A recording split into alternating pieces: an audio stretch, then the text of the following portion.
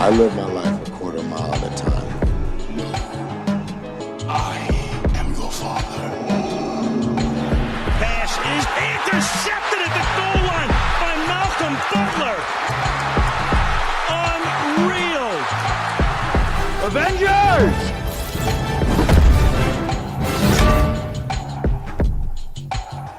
Assemble. All right, we're back, everybody. FinaticFilms podcast. I think this is episode 5. Yeah, I think it's episode 5. We're back. Like I said, I took a bit of a hiatus. I was doing South by Southwest. A lot of stuff was going on, so I had to take a hiatus. A lot of movies were coming out, but we're back as promised with another episode, and I'm very excited because today we've got just a plethora of just amazing guests. So we got Chris back. I'll start with you, Chris. How are you doing?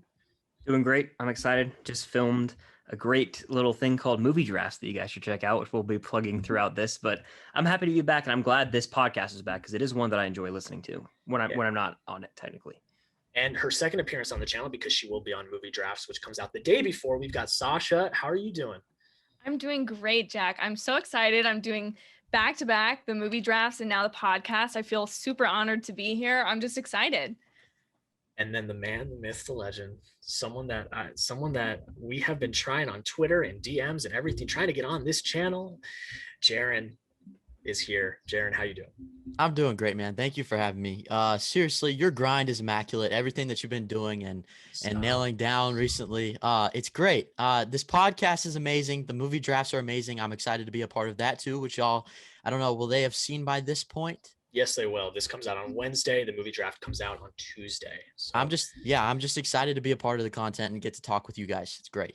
God, don't make me cry, bro. Don't make me all emotional. But like I did with the movie drafts, everyone's links are gonna be down below in the description. Go check them out on Twitter, Instagram, Letterboxd, and YouTube. All be down below. They're all fantastic.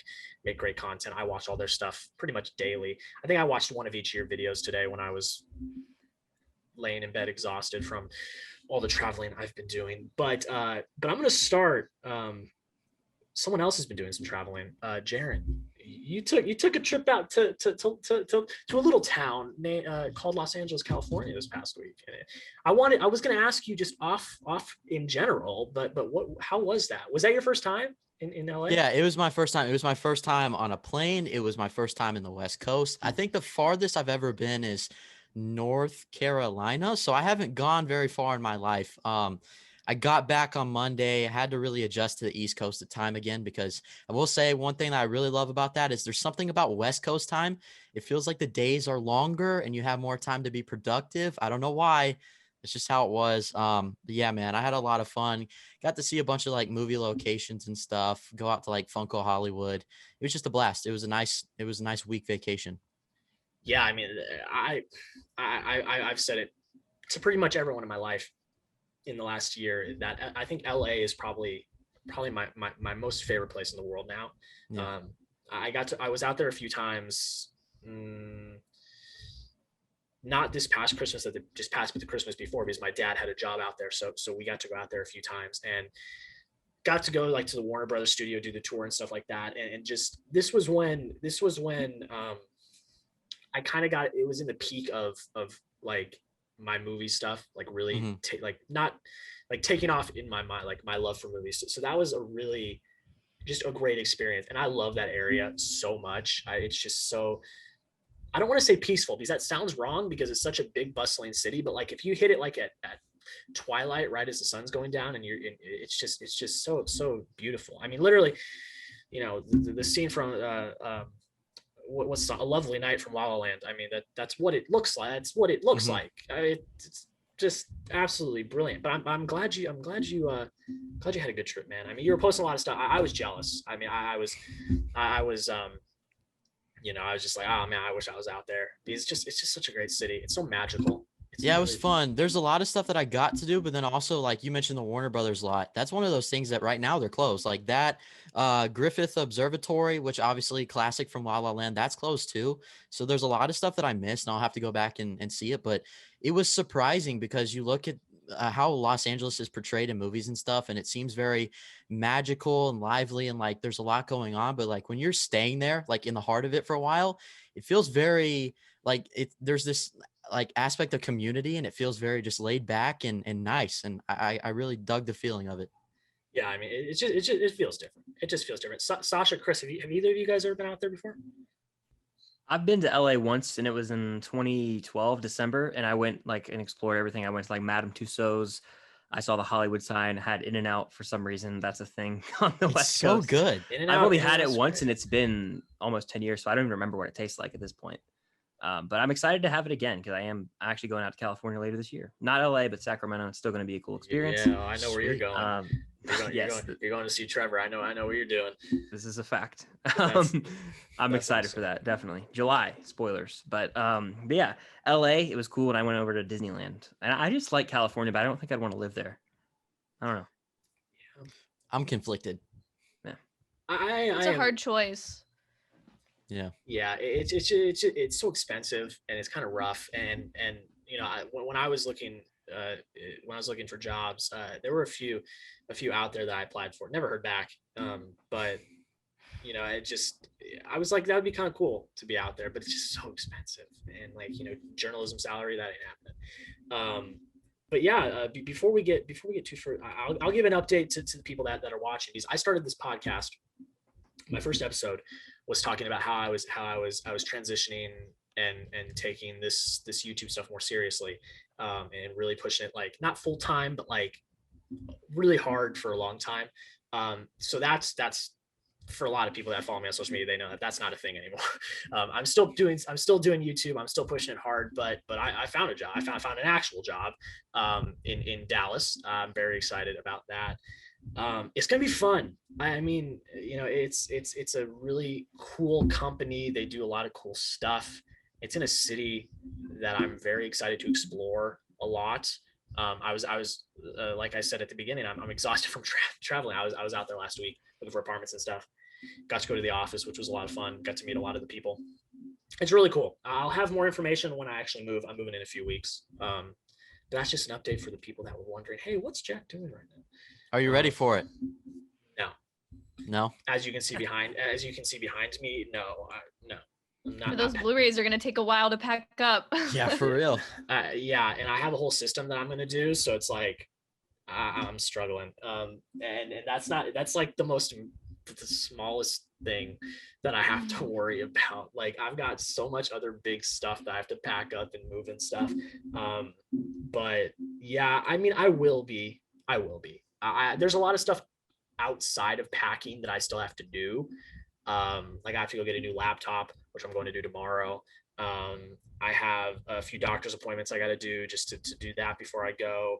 I'm getting my car tuned up because I'm doing the drive this time. I'm not flying, I'm driving. Oh, geez. Which will be fine. We're breaking it up into 2 days, so it won't be as bad. It's only 13 hours all the way. So that's not terrible. Yeah, it's not bad. So we're going to break it up into 2 days. And then, I mean, probably the most significant thing besides moving is like the other thing I have to do is get my second COVID vaccine, which I'm getting 2 days before I leave. So that's really what determined when I was leaving was when I was getting my second COVID shot. So yeah. Am I ready for that? I will be. Am I ready for life? I don't know. I'm proud of you, man. You took a big jump because I remember I saw that first podcast episode, what it was titled, the I'm quitting my job or whatever it was. It was going full time. Yeah. Yeah, going full time. Very ambitious at the time. But how far in between was that before you got this job? Well, okay, let me put it into perspective this way. I think because I'm not going to get too much into detail about all of it because I don't know what I can and cannot say. Mm-hmm. But I will say that to put it into perspective, I probably submitted that application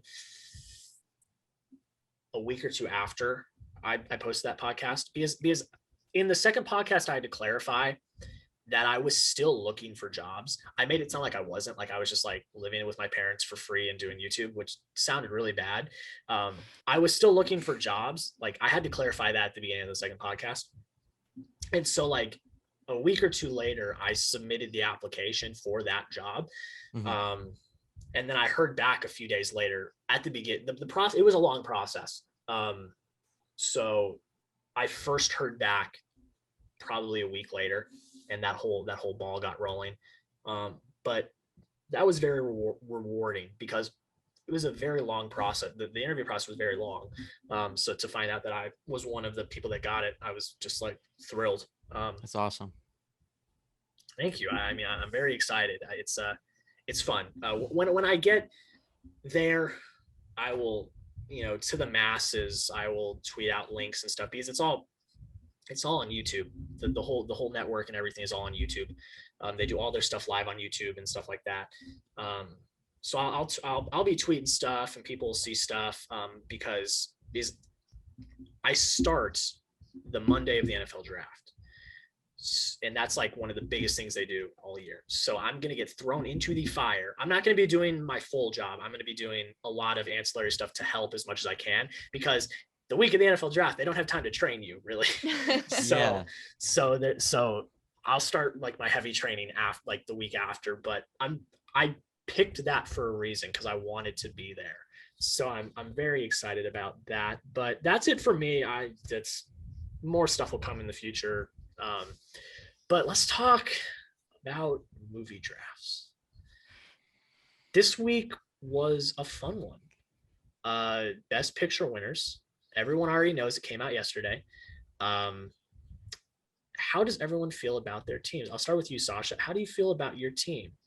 I think I feel pretty decent at this point. I think my only fear is not knowing how Twitter is going to respond to that or like who is doing the voting. Because like I've got some old ones, I've got some new ones, but like some of you guys have like some fan favorites, some of my favorites. So if it's like my favorite, then I feel like it's got to be someone else's. And I feel like that's where I may have a weaker draft. But I feel like we all were really balanced between when the movies came out, genre, acting performances. Like there was so much to choose from that I think we all did pretty good this year. And we all said like it might be neck and neck between all four this week. Yeah, I mean, I totally agree with that. But Sasha, I think you have a sneaky good draft. I mean, Casablanca and The Godfather with your first two-year wraparound. I mean, that's a solid wraparound Thank too. you. I mean, they're older movies, but they're movies that everyone knows. Mm-hmm. And they're very highly, and it's not just that they know them, they're highly regarded by most, if not everyone that talks about them. So I and then adding Gladiator, Spotlight, and Argo, those are three great support players. If we're talking like players like in a team, those are great support players to the two heavy hitters. I mean, that's a sneaky good draft. Chris, my co-host of Movie Drafts, I'll ask you. You're 2-0. You got to keep it going, I would think. How are you feeling about your draft? How do you feel about your team? I'm a little nervous. This time. I think Parasite is going to be like it's going to carry a lot of the weight because I know most people on Twitter love that. The Departed, I don't know why I'm nervous about. It's my favorite Scorsese. I don't know if Twitter will receive that well, but The Silence of the Lambs and Moonlight, and I think One Flew Over the Cuckoo's Nest are darlings to the film Twitter. And I think that it's solid. I tried to go since I can talk about my strategy now, since it's post show almost like the most recent one that everyone loves, a Scorsese movie from like the 2000s. Then I go with two that won the Big Five, one from the 90s, one from the 70s, and then Moonlight, which is more modern. But honestly, I didn't pick Gladiator or Braveheart because I didn't want to pick all of like the bro movies. Does that make sense? Like I didn't want to just appeal to like the dude movies. I wanted to get like a wider audience span. So I wish I got like Gladiator or Braveheart, but it is what it is. Honestly, I think JAREN has like three of my favorite movies. I think he has, and then I'll let you go. I mean, JAREN can go next, like Rocky. One I grew up loving. Braveheart is another just great movie. And then there was another one in there I just don't Forrest remember. Gump. Forrest Gump's my favorite of those, actually. Yeah. So yeah, like all of just some classic movies. Yeah, and then I'll kick it over to you, Jaren. I mean, like Chris said, really good. I mean, getting Braveheart in the fourth round, that's such a great like value for that pick. I mean, how do you feel about your team? I feel really confident, but then again, it's like I think Chris can still like somehow sneak away with it. Like I feel like he has those one that are very like Twitter friendly, if that's the right word. Also, same with Sasha. It's hard. Like I said, like she said, very balanced. But yeah, I don't know how I was able to sneak away with some of these. Forrest Gump, I definitely think is going to do me very well. Return of the King, obviously, I feel like that's a favorite among the Lord of the Rings franchise and just in Best Picture winners in general. I think I set myself up in a pretty good position, but it'll be hard to see. It'll be interesting. Yeah, I mean, the thing that kills me about it doesn't kill him. Well, it kills me in a good way because I think he picked such a good draft. talking about Chris's real quick, and then I'll talk about Jaren's. But I think Jaren has a really solid team as well. But I love to, you guys know, I love to critique Chris and his drafts. That's what co-hosts do.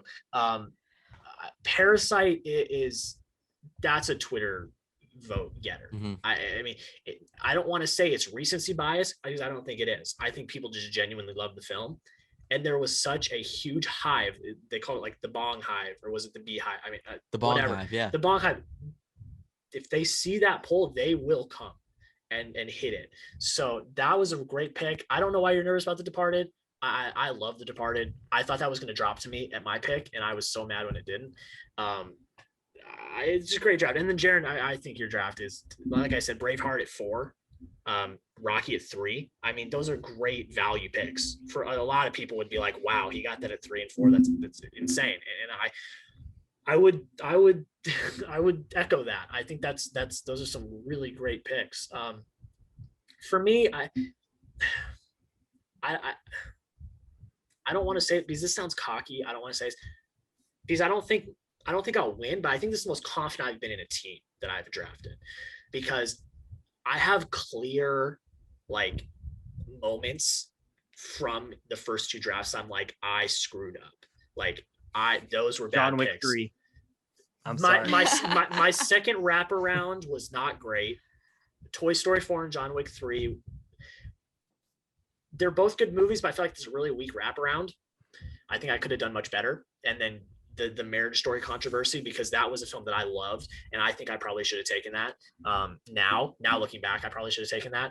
And then time, man. I wanted to be cheeky. I wanted to be clever. And look, I did finish second in voting last week. I want to make that very clear. I finished second in voting. Now it was a landslide, but I finished second. But it counts time for something. Yeah, I mean, if you're not first, you're last. But yeah, I was about to say that. That's true.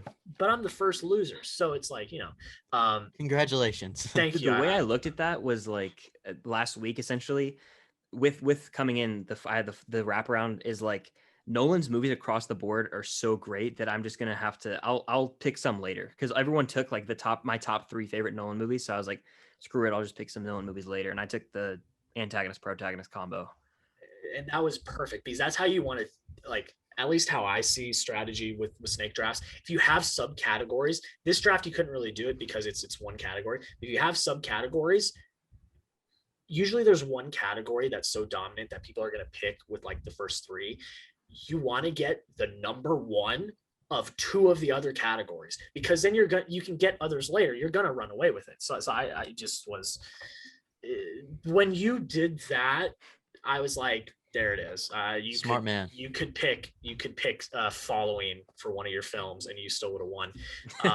But you picked so that, I still think I'm really damn clever for picking Time as the antagonist in Inception. I agree. I think that was great pick, Jack. I think it stinks because I think in that draft, honestly, whoever had Heath Ledger's Joker, like, to some extent, because Nolan across the board, like Chris said, great, fantastic. So like, to take Heath Ledger, that's kind of hard to build up the rest of your team to go against. Jack, when you said Time, I was in my hotel room in California listening with my headphones in, and then I heard you say that, and I shouted out verbally. I was like, whoa. And my mom's like, what? And I had to explain, but then I heard your explanation, and that made me understand it and kind of support it. Because at first I was kind of angry that you picked that. I was like, no way, no, they're gonna veto this. But you gave a good explanation. Well, that was the thing, and that's why I made it really clear, because that's why I made it really clear that I was like before I was hyping up. I'm like, look, you can veto, but it needs to be unanimous. Right. Because I knew that there was going to be, but I said, but what I said was, but hear me out first. Let me talk and let me say it before you decide to veto, because I think I convinced at least one person not to veto. Because when you look at Inception, I mean, what is the villain? It's Time. There's no one true villain in this movie. Like Cillian Murphy's character may be the antagonist, but he's also an ally for some portions of the movie. Or like Ken Watanabe's character is kind of the antagonist, but he's also an ally for a majority of the movie. I mean, hell, half the storylines, they're trying to save him after he gets shot. So it's like, what is the villain? The villain's Time, because if you don't hit the time, you're going into limbo. And as they say, no one wants to go into limbo. So it's like, that was my whole thing. I'll die on that hill. I don't care. But yeah, I mean, so going back, that was a very long-winded way to say this is the most confident I've been in my team so far, because I don't feel like Birdman's the only one, but even then, you guys backed it up saying that you all thought it was relatively solid. So I don't even feel that bad about it anymore. But like I said, if you guys are watching this, listening to this, go over to the poll. The poll, if you're listening to this on Wednesday, the poll is still there. So go vote if you have not voted already. Go watch movie drafts if you haven't already. I will say SASHA she should be an NFL GM. That's all I'm going to say. The way that she gave some of her secrets of how she planned, blew my mind. So go over there and check it out. I think it's one. I'm going to say every episode's the best episode because I just think they're good. I just continually approve. Yeah, and it's not even like the last one's worse than the first. I mean, I think they're equally just really good. I think they're fun because that's the whole thing I was really like looking for when I made this. And I asked Chris to be my co-host, and we kind of formed what this was I wanted to, one, encourage more collaboration with people I've never collabed with before, and people I've never met before, like SASHA. We just started talking maybe a week and a half ago, and now like I'm gonna want you back on in a few weeks. And JAREN, we've been talking for a long time, but this was the opportunity for us to finally get in the same space together and be in content together. So it's like that was the key point number one was to drive collaboration. And not just for me, because that sounds kind of selfish if it's just for me, because this is on my channel, that this is I would say one of my main series now, but it's for others as well. It's for other people to meet other people, to collab in the future on their channels and do their things. So that's I want to build that community of creators. That was kind of the whole inception of what this was. And then the second thing was just, I forgot what the second thing was. Oh, the second thing was to just drive fun conversation about film. And I think in a very different way, because now instead of just talking about the film, we're talking about, why did it go there? Why is it worthy of the number one overall pick? Like things like that. That's the second part of this, is the strategy. Is this film worthy of number one overall? Is that a great wraparound pick with these two movies? Do they make a good combo? Are we building our teams really well? This draft is a great example of building a team where we have, some older movies, some newer movies, some like Chris, he just gave his strategy for this. I mean, that's a perfect strategy. You got a few that won big fives, you got newer, older. I mean, it's just, I love these types of conversations. I mean, that's why I love sports so much, because it's like that. It's the strategizing and things like that.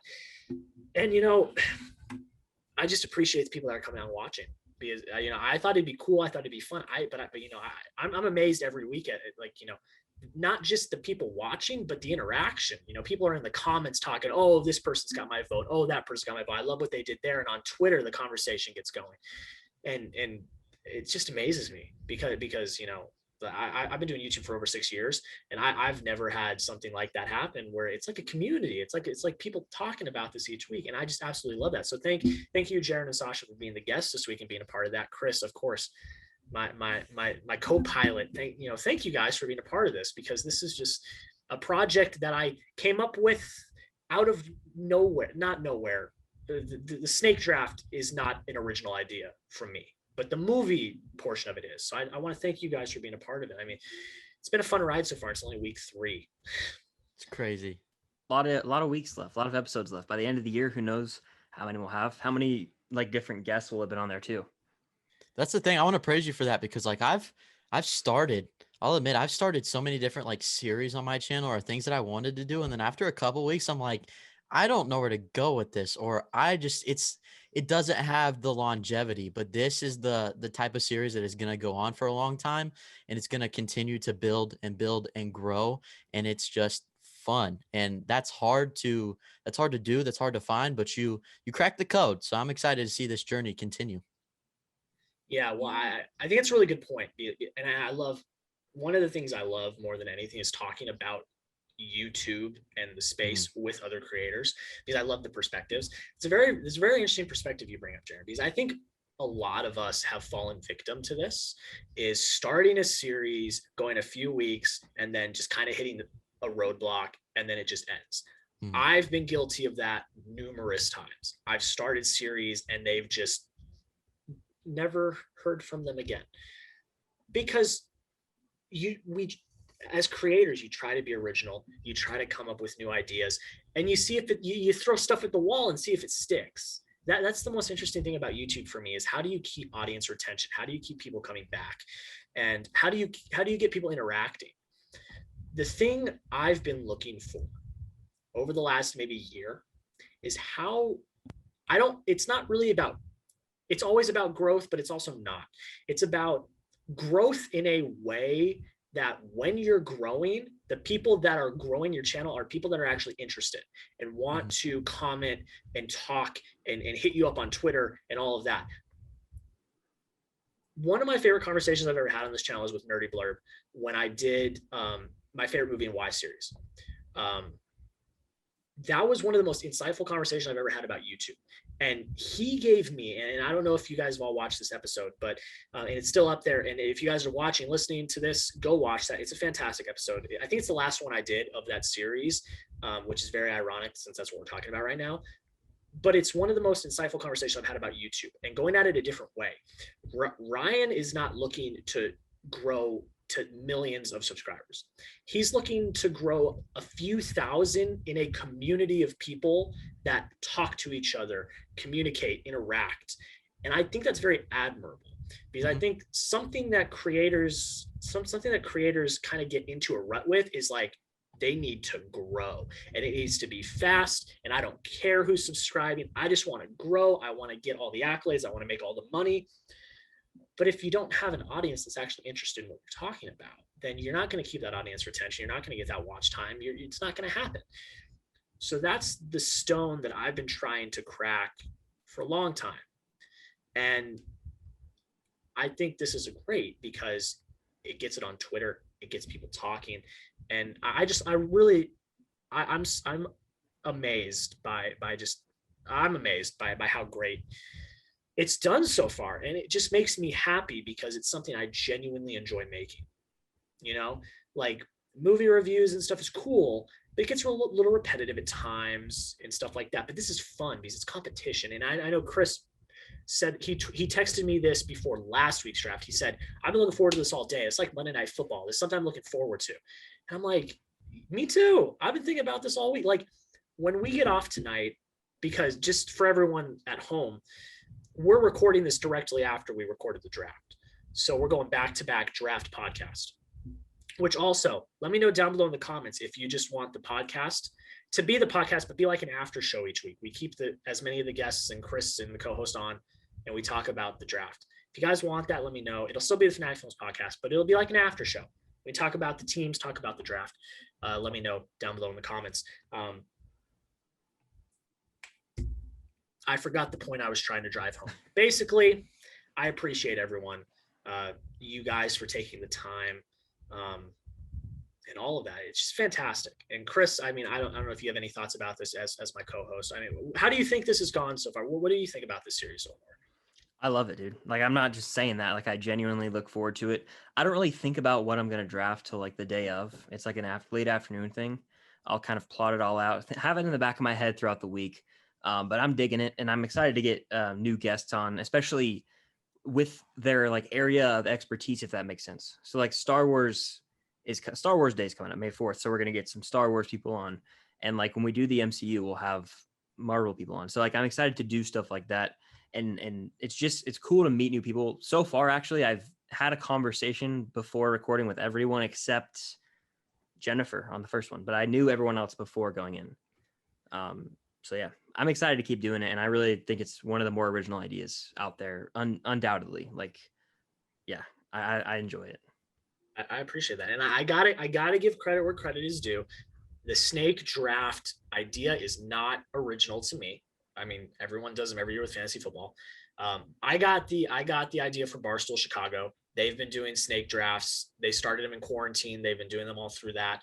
They're literally what I'm going to be listening to in podcasts all the way in my drive to Texas, because I just love listening to their.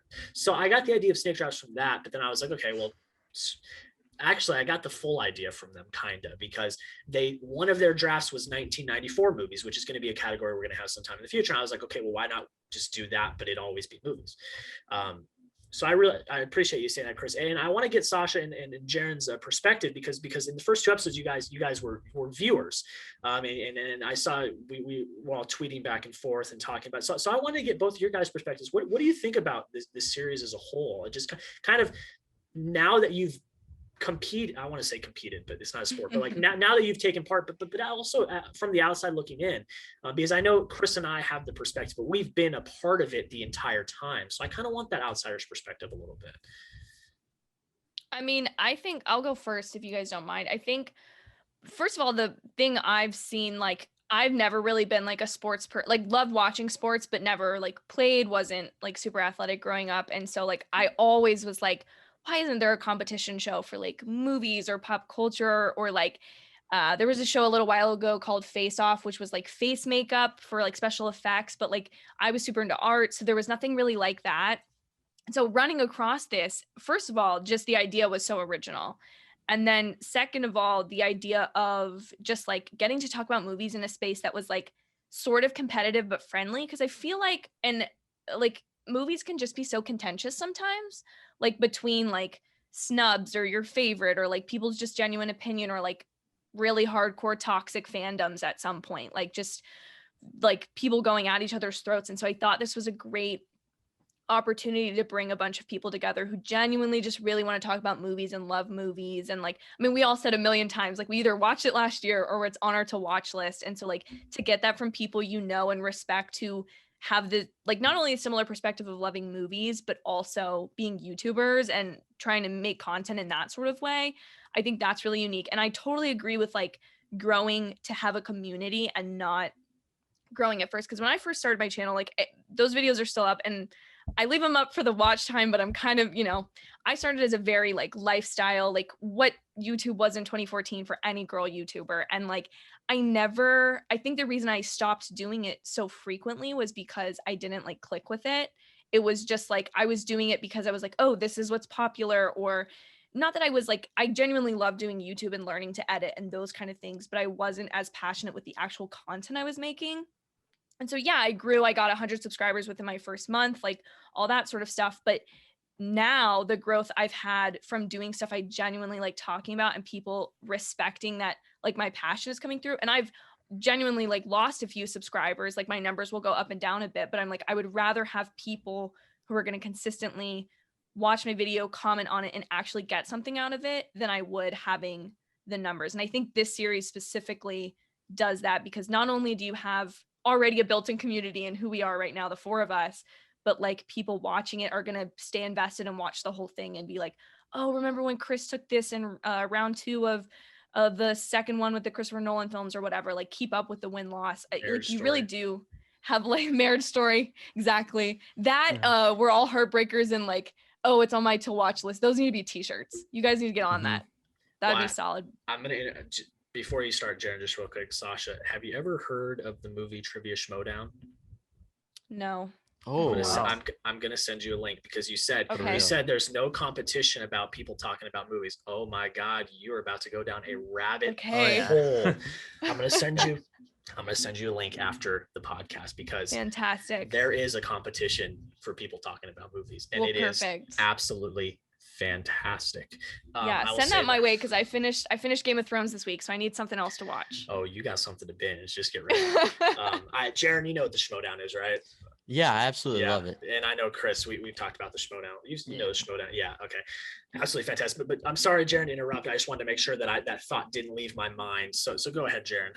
I was just going to say, I think any new YouTuber comes into it saying, yeah, I'm doing this because I want to, not for growth or success or money or any of that, which I'm sure is true to an extent. But I'm sure that most of us couldn't say that we didn't watch a billion videos about how to grow and the strategy and techniques and steps you have to take to find the audience and climb in the ranks and all this stuff. And I feel like one of the main themes of all those videos is them telling you early on, you have to do what other people want to watch or other people want from you, not what you want to do. You have to push away your passions and what you're wanting to talk about most to do and to cater to the trends if you want to get anywhere.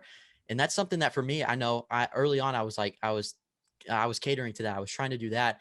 And I found no fulfillment. It wasn't until I do the things that I'm passionate about, that I want to talk about, that the growth comes. And that's when I started getting like connected to the community and meeting a lot of awesome people, whether it's Chris or Jack, or now you, Sasha. Just being able to do that in more of a genuine way is great. And I think that is the definition of what is going on, especially now with what you're doing in the movie drafts, is being genuine and not doing it for growth, but doing it for conversation and community. And it's just fun. And I'm somebody who listens to long form content, but often I have a tendency to turn it off like at the midway point, or there's moments where I just won't be invested anymore. Ever since you started this, I've watched it all the way through in one sitting as soon as it comes out. And I'm like sitting there with my own list, like talking about, okay, this is what I would pick in this. And like, if Chris takes a pick that is controversial or really good, I'll be like, oh, that was a smart move. Or, oh, I'll have like a visual reaction when I'm watching it, because it's actually like investing and being able to like sit in on it and be a part of it, not just as a viewer, but actually taking part in the draft itself. It's cool because it's just as genuine and raw as it seems when you're watching it. And I like that because our audiences are much smarter than we give them credit for, and they can see through the scripting and they can see through the disingenuous stuff, but there's nothing of that to be seen here. And I think that's why it's going to have such longevity, and it's going to go far, and it's going to continue to engage people, because you're onto something here. Like, this is, to me, what the YouTube community, especially like FilmTube and all that stuff, whatever you want to call it, should be. I appreciate that. And Jaren, you were going to be on. From the first episode, I was trying to get you on. I mean, there was like 3 people I reached out to right away, and like you were like one of the first 3, and Yeah. we had to make it happen at some point. But I appreciate that. I mean, it's YouTube is just such a monster in its own way, and I really love insightful conversations with other creators, because I've talked about this. I'm sure I've talked about this with Chris. I've talked about this with a few people before. I started collaborating. Chris, you would probably know better than me. When did I first collab with Josh? What was that, like 2017 or something? Yeah, or like 2018. And I watch those videos all the time. Yeah, so I collabed with Josh O'Hay, or Everything Movies. He's not Everything Movies now, but he's just Josh O'Hay. And that was the first person I ever collabed with. Before that, I was like, I'm just gonna make content on my own. I don't need to talk to people. I'm gonna do whatever. And that the collabing opened my eyes, because I was like, one, I just was like, I like talking to people in this space, but the thing I like the most is when you turn the camera off and you just have conversations. Because I know last week Chris and I stayed on after with you and Certain after we did the draft, and we had a great conversation. It was just about YouTube and just and everything. And that's kind of why I wanted to, try. Yeah, I literally told Chris this afterwards. I'm like, God, this should be the FinaticFilms podcast. Like, this should be it. This should be the conversation with the people afterwards, talking about just this stuff, and it doesn't have to, it doesn't have to be scripted. It doesn't have to be talking about that. So I'm glad that you guys, were able to stay, and I'm glad that you guys are taking part, because these conversations are stuff I live for. And even if other people aren't going to listen and watch them, I'll go back and watch them, because I really appreciate these conversations. Yeah. So thank you guys for staying on. It really does mean a lot. And, we're trying to push out as much content as we can, but I mean, I'll give some people a podcast exclusive right now. If you're listening to this or watching this, next week's draft, I know that we don't ever say the categories beforehand. They're always a surprise when the thumbnail comes out and everything comes out. But I'll give the podcast this little insight. Next week's draft is going to be 2010's Oscars. That's what next week's draft category is. We were going to do the Oscars as a whole, but then we realized that's kind of an undertaking. It's going to be subcategories like the Nolan draft. We need to solidify those, but it's going to be subcategories. It's not just going to be the movies because we covered that this week. But I'm looking forward to that. I think that's going to be fun. The Oscar themed weeks are going to be great. And then another insight for all the movie draft fans. Chris and I have the categories solidified through the end of July into August. So they're coming. And just because I got a job, that's not going to change anything. We're still going to film movie drafts, even if we got to move the film date to Sunday night so that I can go to work on Monday. We're doing it. So movie drafts is not going anywhere. It's going to be great.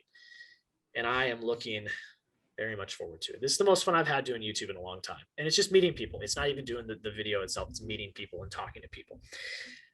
But let's get to a more interesting, controversial, divisive topic. So the Falcon and Winter Soldier. So we're more than halfway through. We're 4 episodes down. We got 2 more to go. The day that this is being recorded, we just got a brand new, like, I guess you could call it finale trailer, which is one of the best pieces of content I've seen in a long time. So I'm going to start with Jaren. Oh, geez. Okay. Well, I just want to hear, do you want to go last or do you want to go first? It's either going to be last or first. So would you rather go last or first? No, I'll just go. That's fine. Okay. So I know that you are on the side that is not a fan of this show. Perfectly fine. Mm-hmm.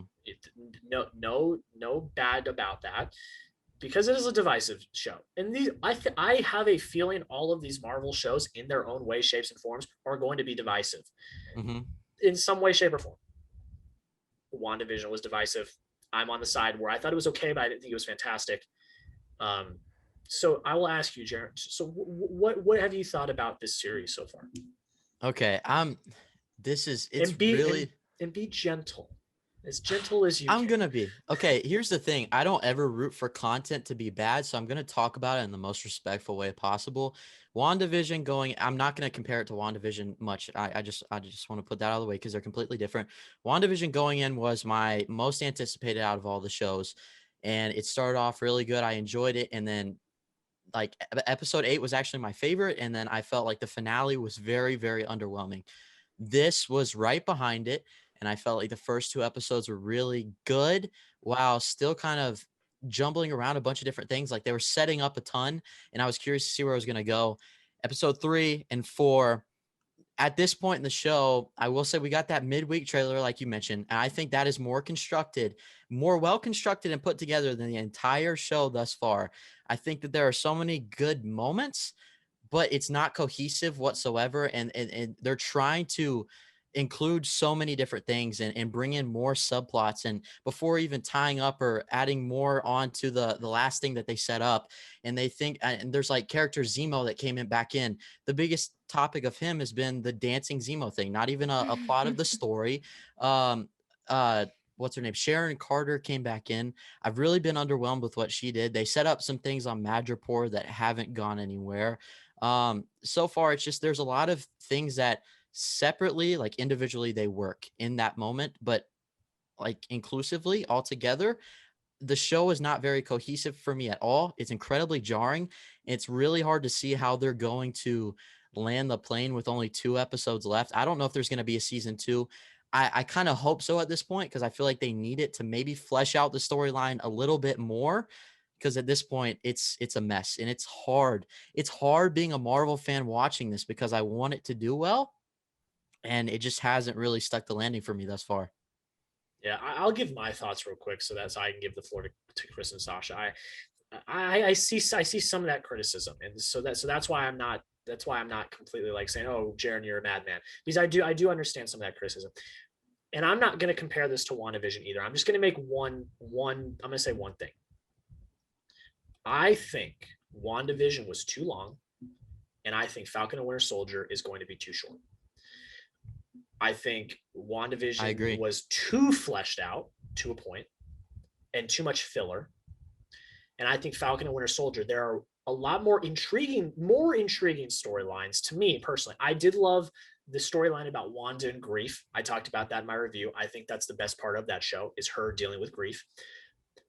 But I think there are more intriguing storylines to me in this show. And I am totally on board with you, Jaren, about, okay, how are they going to land this in 2 episodes? And the thing that I'm worried about, and the thing I'm kind of worried about all of these shows now, because it seems like this show is going down the same route that WandaVision did, it's not really a full story. It's like a bridge kind of bleeding into the other movies in franchises. And I believe the showrunner of the show did say that it's going to kind of bleed into like 3 of the upcoming movies or something, like this show is. I can understand that for, the sake of continuity and to get people excited for those next movies. But the thing the movies do so well is there is a start and there is an ending in all of them, except for, like Infinity War. But even Infinity War has an ending, you could argue. These shows, and I hate to say it, but I hope I'm wrong, but I feel like the other shows will be the same way, because we already have confirmation from some of these shows coming out that those characters are going to be in movies, like Miss Marvel. We don't even know anything about the show yet, but we already know that character is going to be in Captain Marvel too. So I feel like they're going down a route that I'm not the biggest fan of, because I don't want these to feel like they're just stepping stones to the movies. I want them to feel like their own thing. So that's kind of the negative I see. But on the positive, I like it more than WandaVision. I am more intrigued by the storylines than I was WandaVision, besides the arc about grief. I think the acting in here has been top tier, especially from Sebastian Stan. I mean, the beginning flashback in the last episode was absolutely heartbreaking in the best ways. Heartbreaking in the best ways, because it was tears of joy, not tears of sadness. And the action is stunning in this film. I'll say that. I mean, this series, I'll say that as well. And I love, now that it's starting to get more fleshed out, I love John Walker's arc. I love it. Can I make an argument? You can make an argument. Go ahead. I don't know if this is an argument. I just want to bring this up, and you guys can tell me what you think, but I almost feel like WandaVision did a better job at being more contained than the Falcon and the Winter Soldier, regardless of it being messy, because if you think about it, it's really dealing with one main plot, and that is grief, and who is controlling this bubble that they're in and all this stuff. And it's ultimately like completely surrounding Wanda. Whereas here you have Sam's confliction with whether or not he should take up the mantle as Captain America, Bucky trying to right all of his wrongs. You have Izimo, a good guy or a bad guy. Sharon Carter, who feels like she was completely left out, and we're having to catch up with her place in the mix of all this stuff. John Walker, is he an anti-hero? Is he a villain? What is he exactly? And then the Flag Smashers on top of all this stuff, we don't know what to think about them. I guess are they good? Are they bad? I mean, they're causing damage, but they're just kind of thrown into the mix of all this other stuff. Now they're saying stuff about there's going to be these big surprise celebrity cameos of people that are coming in, introducing maybe new characters or a returning character. They're introducing so much without carrying through any of the stuff that they've already established, that it's really, really scary. Whereas WandaVision, it kind of, while it's leading into like Doctor Strange and all this stuff, it kind of left you in a place of where you know exactly what it was and what happened, the opening and the ending of the story.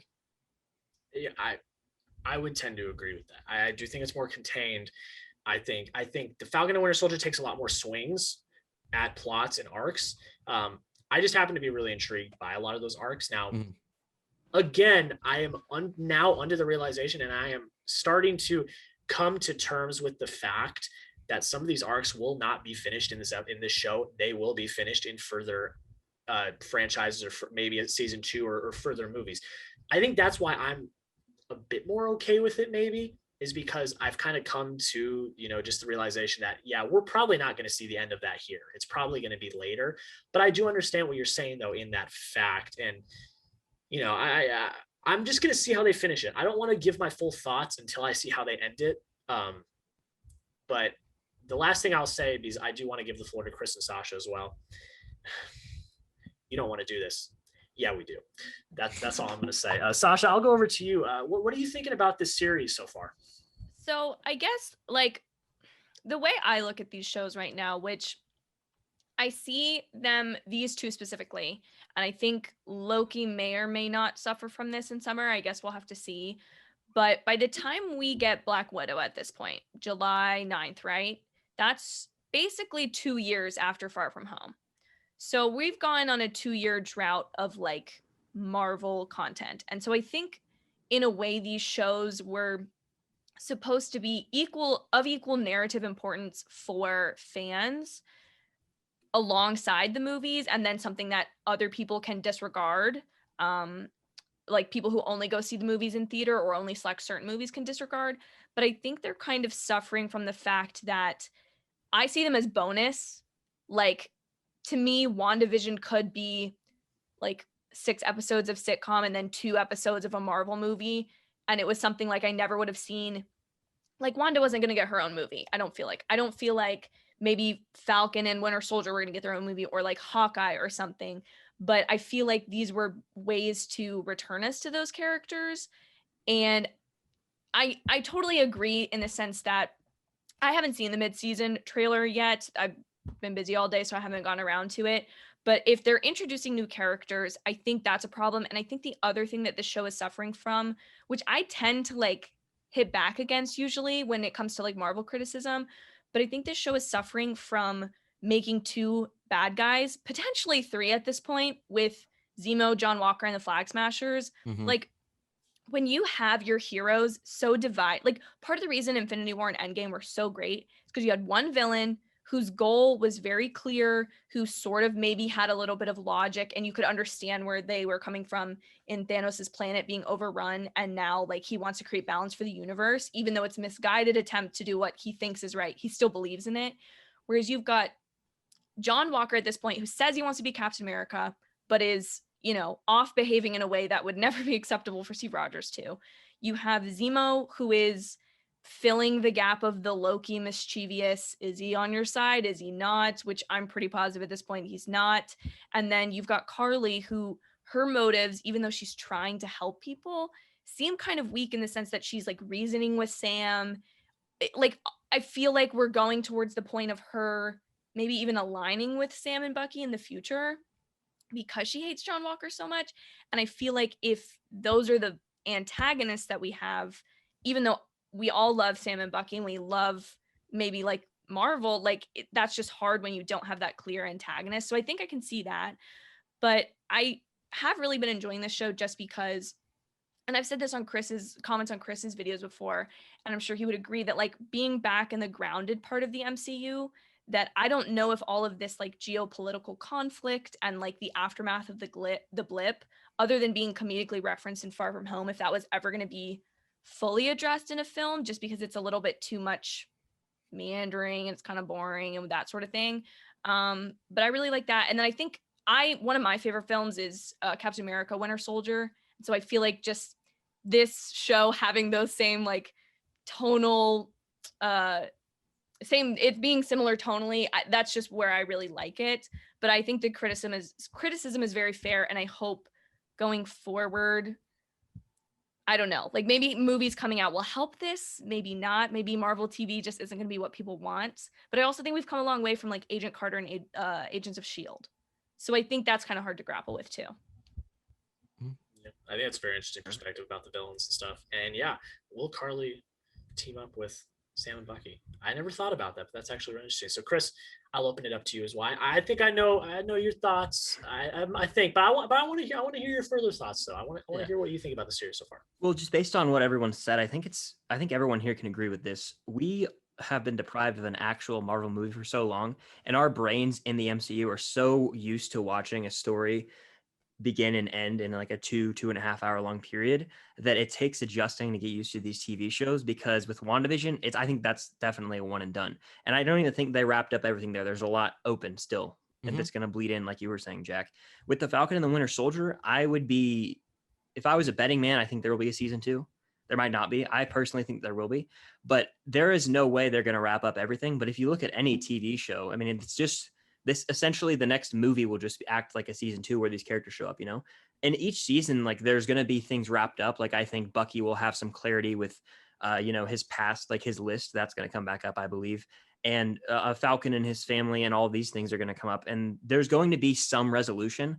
But like a character like John Walker, they're not going to kill him. Like he's too interesting. They're going to bring him back. So I feel like they're just setting up things to come into play later. And I will say, I think that they're like, we might not even find out who the power broker is. They're like hinting at all these things. I want to find out who it is, but I agree that like with what Jaren was saying, it feels like they might not have enough time to wrap it all up. And I'm loving the show. That's my only concern. But I will say this upcoming episode's at 61 minutes. So they can get through a lot. Who knows? They can have another 60-minute episode the following week. So I think there is enough time. And I don't think the show, and then we'll kind of have a discussion, I guess. I don't think the show is trying to be some like a grandiose thing where it covers all of these rich themes. Like it introduces them at times in a subtle, realistic way. But I feel like what Sasha was saying, it's more just like the basic MCU thing. Like it's like most of the MCU movies never try and tackle these super mature themes, in my opinion. They're like underlying, like with the grief in WandaVision, but with this, just because there's an encounter with a police officer with Sam, that's something that happens unfortunately every day. And that was just like, it's realistic. That happens. Just because that happens doesn't mean the show has to be about the racial division in America for 6 episodes. And I feel like a lot of people, especially I see on Twitter, are like complaining about it's claiming it wants to be all these things with the themes. And I'm just like, I don't think it's outright claiming it. It's just, that's what America is right now. And it's addressing that in a realistic way. And that's just my opinion on it. I think the action stellar, that promotion is the best we've seen for Disney Plus Marvel show by far. And I'm hyped to see this showdown with John Walker. And I think it's going to be very reminiscent of the Civil War showdown at the end. So I'm pumped. I'm enjoying it so far, but there's definitely flaws, especially the Flag Smashers. Just don't care about them. That is the big point I made after episode 3. That was kind of my big critique. I was like, I don't buy it. I don't buy it. I think that the writing for them is very stale. I think like the actress that plays Carly, I know that she was also in I think Solo, and she's a pretty good actress. I just don't think she's been given really great material to work with. Like I can believe her to a point, but then like there's lines of dialogue that I'm like, why did you say that? That doesn't feel natural. That is weird. I don't buy that. I mean, the best stuff that I think I've gotten from her, at least in my opinion, the stuff I've liked the most is just the conversation she had with Sam in episode 4. I mean, it's still not great, and I'm still not sold on the Flag Smashers, but that was able to make up at least a little bit of the ground for me that I lost in episode 3. So because those conversations are the conversations that I like in this show, is like those real conversations. And the thing I loved so much about Thanos as a villain was you kind of got where he was coming from. And that is what makes a villain scary, is if you can kind of understand what they're talking about. And that's kind of the thing with Carly and the Flag Smashers. Like you can kind of understand where they're coming from, but then like, Sam says it best. He says, yeah, but the world's not better if you're killing people. So like you can kind of understand, and that's something that I like. But the difference between Thanos and the Flag Smashers is that Thanos was built up. We got his story. It was fleshed out. The Flag Smashers, we have no idea what's going on. It's not fleshed out at all. It hasn't been built up. It's just kind of happening. And that's, so I'm still not sold on them yet. I will say that I think, honestly, for the most part, the writing has been pretty surface level besides John Walker, and maybe that's controversial. I think he has had the most in-depth writing for him, okay, so going into the show, obviously I wanted to see the most from Sam and Bucky, and I've been really underwhelmed with how much we've gotten from them, especially Bucky. I will say he's gotten plenty of great moments, like the opening when he's crying when they're going through the whole ritual and all that stuff, and then seeing him wake up after having the flashbacks and all that stuff. But after, I would say, episode 1, when you see him actually dealing with things, I feel like it's more focused on his past, not as much trying to see him grow and progress forward. Maybe, again, that's controversial, but I don't know. I feel like I wanted to see more growth from him. And besides those few flashbacks of things that we've already seen of his character, there hasn't been any progression for him. Also, Sam, there should be so much going on. And I feel like in these last 2 episodes, especially, there hasn't been for him. Feels like, and of course, yeah, the Flag Smashers, I think that's universally agreed that people just don't like them, or we just don't know where they're going. The moment that Carly had with Sam, I think, is the best moment of the Flag Smashers thus far of any of the characters. I thought it was interesting that the girl who played Carly, she said in an interview that she actually didn't research any of the comics or dive deep into her character much at all because she didn't feel like she needed to. She was just she felt confident in what they gave her, the script writing. I think it would have helped if maybe she delved into the comics a little bit and kind of researched the origin of her character, because I do feel like she's stale as well as the rest of the Flag Smashers. That's been the thing for me. Yeah, there's been moments, but for the most part, it's been kind of stale. I wanted to reiterate something you said, or at least, or maybe draw a counter to it. With regard to Bucky, I think, obviously we see him in his therapy early on in season 1, and he has no emotional support because he's kind of ignoring Sam, and now he has like Sam, so he's with him throughout, and I feel like they're not emphasizing that as much. And also, just because they're on this mission right now, there isn't as much time to sit down and focus on his mental health, because I feel like he's getting better. Now, I know a lot of people complained, oh, he just turned into the Winter Soldier and he was just forgot everything and killed people, or not killed, but acted like the Winter Soldier in Madripoor. Well, he was just acting the part. Like, people, he still has that brute force of the Winter Soldier, and it's not the show. I don't think I think it's addressing the PTSD that he's gone through, but it's not over focusing on that. And then with regard to Sam, I think this last episode was one of his best when it comes to character development, seeing that he is the true moral standard who can take up the mantle of Captain America. I think we saw that in various scenes, even in the small interactions with him and Bucky, where he'll say something like, maybe take it down a notch here, you don't need to do that,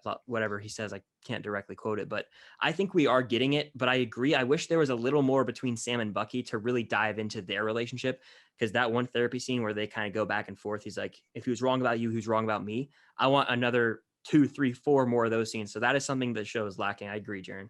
I will say I appreciate the moment in this last episode when Sam is asked about the super soldier serum and he immediately says, no, I wouldn't take it. Yeah. Like, that shows that he definitely has the best character and that he's the most deserving. So I will say that, yeah, they did start to go back to those roots. I agree with that. But yeah, I still want to see more of it.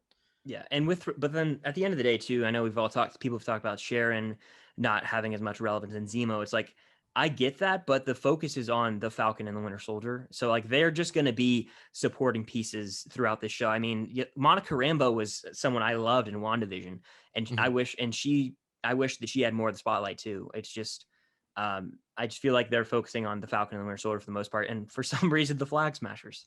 I don't know why. They don't need to be included. I think, can we all agree that they don't have to be in this show? There's still like 2 hours to see, but right now they're the weakest link by far to me. Mm-hmm. I mean, I feel like too, if they knew they were going to go with the Sam doesn't get the shield, he gives it up to the government because he feels like that's the right thing to do, and they give it to someone else. That's enough conflict, as we've seen. Like 4 episodes, like John Walker has a great arc, and you could honestly just finish it and just be like, they apprehend him somehow, they get the shield, and then they go train with it and whatever. Like, but I feel like this show is trying to be the next Captain America movie. It's trying to be like, you need to care about Sam and Bucky right now because they're kind of all we have. Like, I feel like Marvel also has a hero problem. Like, they've killed off a lot of people, and if Spider-Man isn't going to be in these TV shows and he's going to be the like crown jewel of the movies, like, they've got to beef up the supporting cast of the Avengers a little bit. And so like, then trying to tackle, oh, there's people who moved into these cities. Like, I think someone made this point earlier, and I'm sorry, I forget who it was, but had we seen the build up to the Flag Smashers of like these people moving into more like central cities and the world coming together, then maybe we would understand where Carly and the Flag Smashers are coming from, that they're like, no, this is wrong. We're getting kicked out of our homes. Like, we've been here for 5 years. How can you say like we're the refugees now? I think that would be a lot more compelling, but because we don't have that, we're just supposed to be like, this is how the world's been. These are the bad guys now, but we all care way more about the John Walker, Sam, Bucky personal conflict. So I feel like the Flag Smashers could have been saved for another time. Like, maybe we could have heard like whispers of them in this show and then gotten them in a future movie, especially if that's what this is leading into, or a season 2. Like, I agree with everyone that I think Flag Smashers are the weakest point of this. And if hearing that the girl that plays Carly didn't look into her character at all, I think that's something we majorly benefited from in WandaVision, of Elizabeth Olsen being so devoted to the character of Wanda Maximoff and like deep diving into her best stories and understanding where she was coming from. Like, that is what made that show so great. Whereas in this show, like obviously we like Sam and Bucky, but that's kind of where we all agree is like, what else do we have? Yeah, As much as I hate John Walker, whenever he's on screen, it's like, okay, this is interesting. You know, it's similar compelling. to, you said you finished Game of Thrones. It's like Ramsey. You know, I hate his guts, Yes. but when he's on screen, you're very Ramsey or interested to see. Joffrey. Exactly. The fact that we hate him means he's doing his job very, very well. Yep. Exactly. Yeah, I mean, Wyatt Russell is mad props to him. I mean, he took what he was given and he has made it what it should be. You know, like we hate the character, but that's because we should hate the character. That's what they were trying to go for, and he has succeeded a million times more than I even thought going in. You know, like we all knew, oh, we're gonna hate this guy. He's not Cap. You know, all this stuff. But like, we hate this guy, and like, you know, like I know Sasha hasn't seen the trailer yet, but us three have seen the trailer, and there are moments in there that it looks like we're about to have a showdown, and we are all rooting for Sam and Bucky to kick his ass. Fact. Because of the great job, you know, Wyatt Russell's done. And you know, I don't know.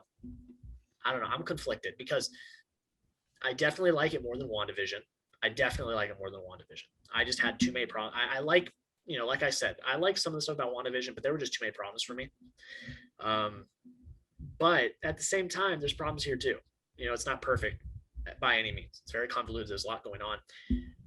I am still holding out hope though. There's still 2 episodes left. It's like I said, I don't want to give a full review or get too much in depth without knowing how it ends, without knowing how the series ends, because the next 2, because I'm assuming they're each going to be at least an hour long. The next 2 hours of this television could be, I don't know if it will, but it could be the best Marvel content we've ever gotten. It could be, I don't know. And that could redeem it. But we'll have to see. I don't know. It's like I said, I kind of hope the Flag Smashers are not just a one and done. I kind of hope maybe they bleed into future projects, because then we may get some more fleshed out. We may get some more of that. But the trajectory they're taking though, with Zemo smashing all the super soldier serum, I don't think that's going to be the case. And they are losing people quick after the cliffhanger of the last episode. So can I give a theory? Yeah, go ahead. Okay, so well, first off, I'll share something that I saw on Twitter today, and then I'll go on to my sort of thoughts. There's this Twitter theory that I came across that said Sam and Bucky are going to fight John Walker. He's going to end up being killed. He's going to turn evil, end up being killed, but he's going to be seen as a martyr, like a figure to look up to some extent among America. Sam is then going to take the shield and take the mantle as Cap. Bucky is going to merge into a new hero, which I don't know what hero he possibly merge into. Maybe just a better version of the Winter Soldier. And then Carly is going to join them, and that's going to continue on to maybe a season 2 or a movie. And if you think about it, in one of those trailers we saw of Sam sort of like throwing the shield around and it gets stuck in the tree and all that stuff, I think that will be a deleted scene at the end of the last episode, possibly leading up to a season 2 or something, because also I think Sebastian Stan was interviewed recently and they asked if he would come back for a season 2. He said, I don't know what's in the works, but I would definitely do it. And I feel like a lot of times if an actor says that, there's probably already talks about it. Like he's probably already in discussion to join for a season 2. So that's my kind of thoughts. I don't know what you guys think about that. Now it makes a lot of sense, because all those scenes of Sam throwing the shield around off the trees, and those scenes with him and Bucky, you know, kind of, you know, doing the bro hand, we haven't seen any of those yet. Right. And that very well, and I know Cam hates this theory. I've seen it on her social media. That might be how they end the season. They give that bro hand, they walk away, and that's how the season ends, because now they're, you know, kind of not outlawed, but on the run, like not seen as well, you know, hated by the government, hated by the people. And, you know, Sam especially, because we would have to assume that Sam may be the one to draw, if John Walker dies, Sam might be the one to draw that blow, because we think Bucky's going to do it, because we know how much Bucky hates John Walker because he was Steve's best friend. But wouldn't it would it make more sense if Sam was actually the one to deal that blow, because then he's the one that's going to take up the mantle of Captain What if America? Carly did it? Of Captain America? Who knows? No, I'm saying, what if Carly killed John Walker and then she's like, "Here, Sam, you're the rightful owner of this. You deserve it," because they've had the most in-depth intellectual discussion. She knows where he's coming from. I think she sees deep down that he's genuine in his beliefs, and that while he does, like he said in the last episode, "I don't agree with the way you're going about things, but we're fighting the same battle." Perhaps. I mean, who knows? I don't want to go down the WandaVision route, theorizing a bunch of stuff, but it makes sense, because how are they going to end? And that would be really compelling, actually. I think that would be really compelling, because the thing that I thought we were going to get in this season, and we didn't, was Sam having the mantle and the government and the people not really being receptive to Sam as the new Captain America. I thought that's what we were going to get, and we didn't really end up getting that.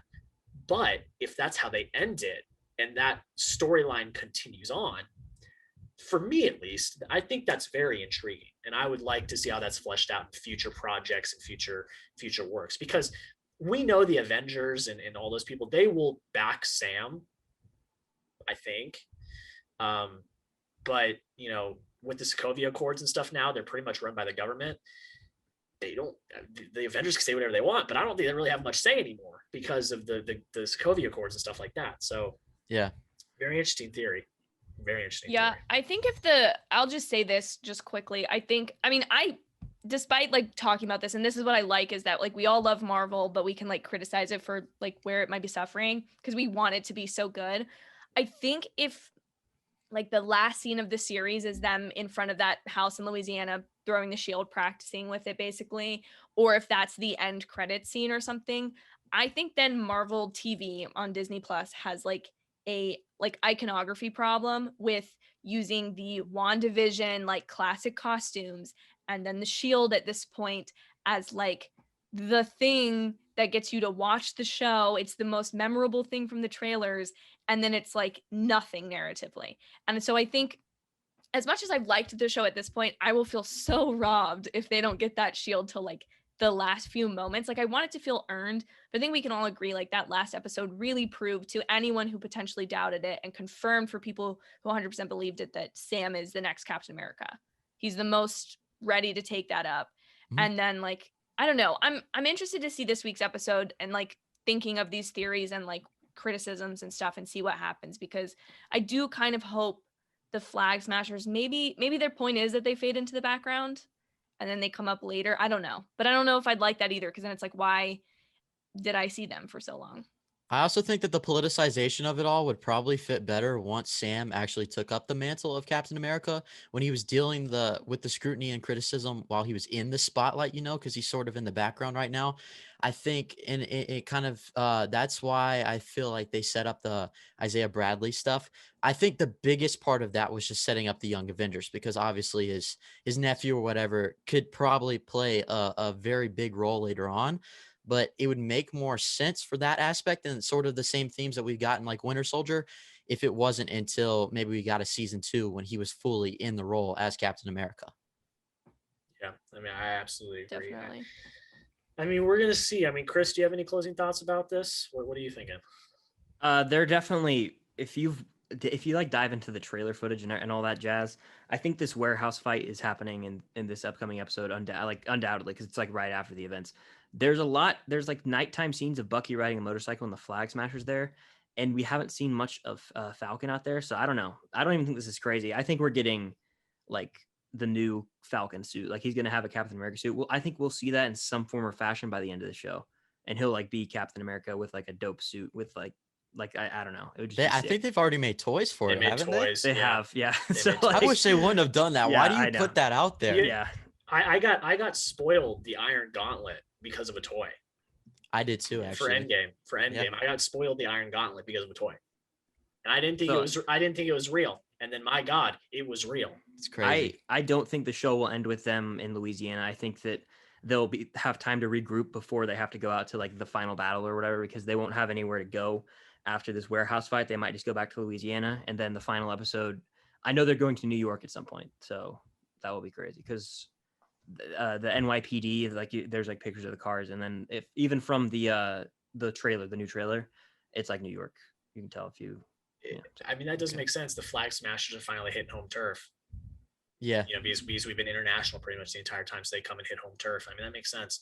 The last thing that I'll say about this, and I think I just kind of want to echo what Sasha was saying, because I completely agree about the trailers and how they're cut and they're using the icons and they're trying to get people in.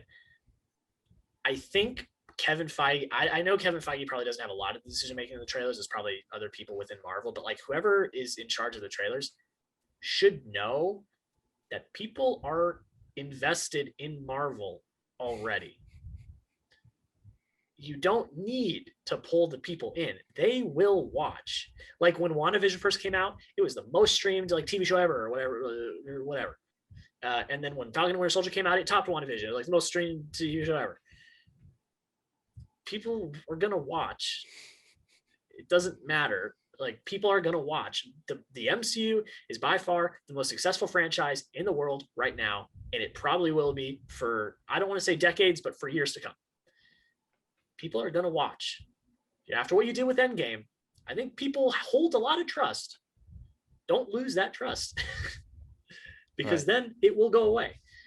It won't go away for me. I love the MCU, but yeah, I mean, I wanted to echo what Sasha, that point that she wrote, because I just think it's completely right, and I think that they've kind of missed the gun on that stuff, and I think they need to reconsider what they do with their trailers, because the trailers are great, but if you're giving away the show, no. I do feel like at least the first trailer for Loki may be a shift in the right direction, because I don't, now that I think about it, there's nothing that's so, oh, that's the thing, right? Like other than the fact that we know exactly where they pick him up with the Tesseract, but like he's obviously not going to hold on to the Tesseract for a huge amount of time. So like maybe they're going in the right direction, but you make a great point, Jack, that like people are invested. And I think at this point too, they especially need to stop doing that stuff, because so many new people came to the MCU through WandaVision just because it was so different. Like critics are thinking about it differently now.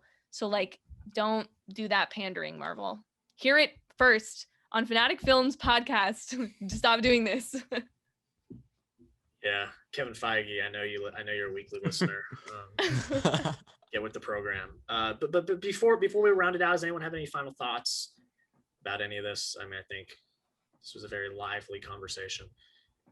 I'm just pumped. I'm pumped for the last 2 episodes, and I think that it's still 2 hours. We've seen like it's Falcon and Winter Soldier is formatted more like a 6-hour movie than WandaVision was, and I think that we're getting into the third act of the movie now. So who knows? I think it's gonna be great. Fingers crossed. Anybody else? Yeah, ditto. Absolutely ditto. Yeah, I hope, as a fan, Winter Soldier is my favorite MCU movie, and I came into this very excited. So I have nothing but a hope that it really pulls it out and that it continues to pick up from here, and that all of my problems with it fade away. I thought WandaVision was going to end perfectly, but it disappointed me. So maybe the disappointment so far for me could end in a way that really, really pleases me. So we'll just have to find out. Yeah, and everyone watching, listening, let me know down below in the comments. Are you excited? What do you think? I've left a lot of questions for you guys to have down there. So go down there, and also go down into the description. I'll have the links for Sasha, Jaren, and Chris all down there. Go check them out. Tweet at them. Subscribe, follow, like, comment, all that jazz and all of that good stuff. I want to thank all 3 of you for sticking around after the draft, because we did the full draft, which was over an hour long, and now you guys stuck around for this as well. So I just want to thank you all for coming on here as well. Thank you for having us. Yes, thank you, Jack. Yeah, always fun to talk Marvel and movies. Yeah, that was great. But I want to thank all of you that are watching and listening. If you, the only thing I'll plug here is if you like the content, please consider subscribing. It helps the channel, it helps it grow. Go check out everyone down in the description. But that is it. That's episode 5 of the FinaticFilms podcast. Go over and vote on the poll for the movie draft. It's done on Friday. But that's pretty much it, guys. Thank you so much for watching, and we'll see you in the next episode of the podcast.